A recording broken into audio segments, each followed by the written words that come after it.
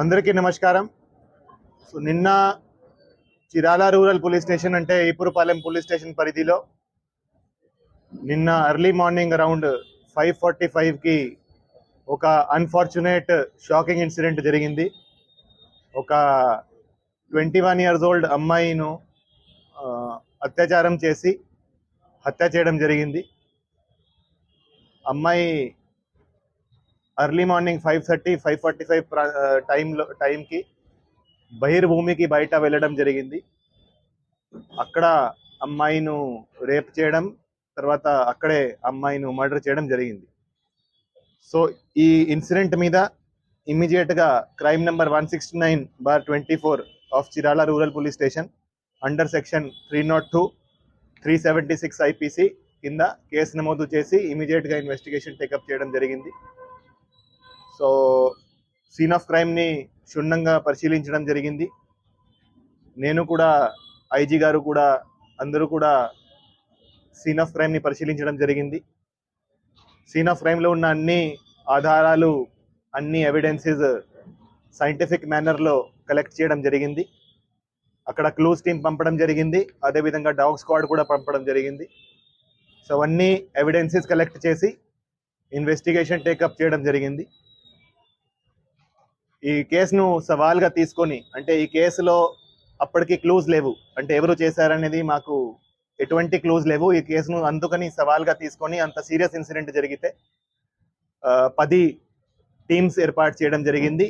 ఈ కేసు దర్యాప్తు అన్ని కోణాల నుంచి ఈ కేసు ఇన్వెస్టిగేషన్ చేయడం జరిగింది.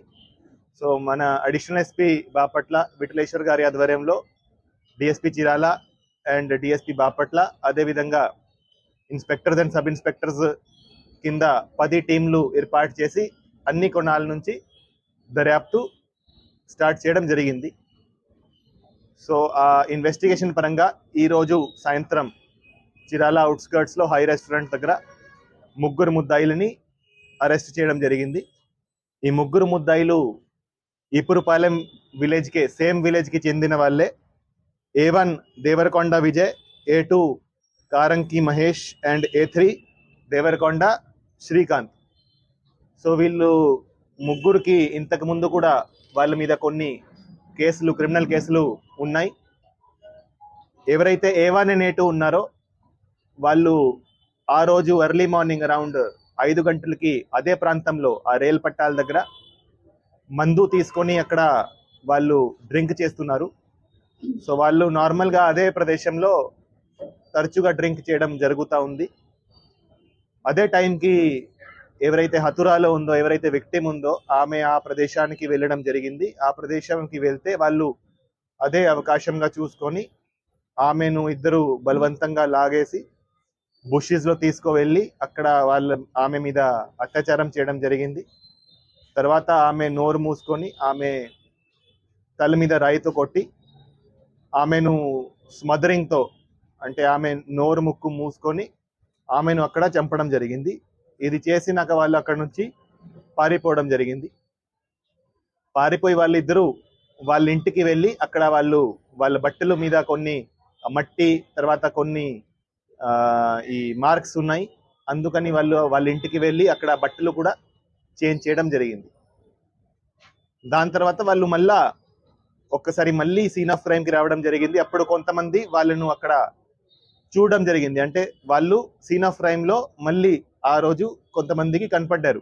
ఎప్పుడైతే బాడీ దొరికే టైంకి, ఆ టైంకి మళ్ళీ కనపడ్డారు. సో అందుకని మాకు వాళ్ళ మీద కూడా అనుమానం వచ్చింది. వాళ్ళ మీద ఇంతకు ముందు పాత కేసులు కూడా ఉన్నాయి కాబట్టి వాళ్ళను అరెస్ట్ చేసి విచారిస్తే వాళ్ళు ఈ క్రైమ్కి కన్ఫెస్ చేయడం జరిగింది, వాళ్ళే చేశారని. సో ఎవరైతే A1 and A2 ఉన్నారో వాళ్ళు ఇద్దరు కలిసి ఆమెను బలవంతంగా అత్యాచారం చేయడం జరిగింది. తర్వాత వాళ్ళిద్దరూ ఆమెను హత్య కూడా చేయడం జరిగింది. ఎవరైతే A3 ఉన్నాడో శ్రీకాంత్, అతను వాళ్ళకి షెల్టర్ ఇచ్చాడు.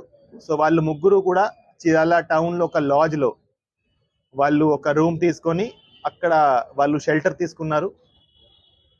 దాని తర్వాత ఎవరైతే A3 ఉన్నాడో శ్రీకాంత్ అనే అతను ఫోన్లో అతను మాట్లాడితే కొన్ని వాయిస్ రికార్డింగ్స్ ఉన్నాయి. ఆ వాయిస్ రికార్డింగ్స్ బేసిస్ మీద కూడా, ఆ వాయిస్ రికార్డింగ్లో ఎవరో వేరే అతనితో మాట్లాడుతుంటే అతను ఈ మర్డర్ గురించి చెప్పడం జరిగింది. ఆ వాయిస్ రికార్డింగ్ కూడా మేము యాజ్ ఎవిడెన్స్ కలెక్ట్ చేయడం జరిగింది.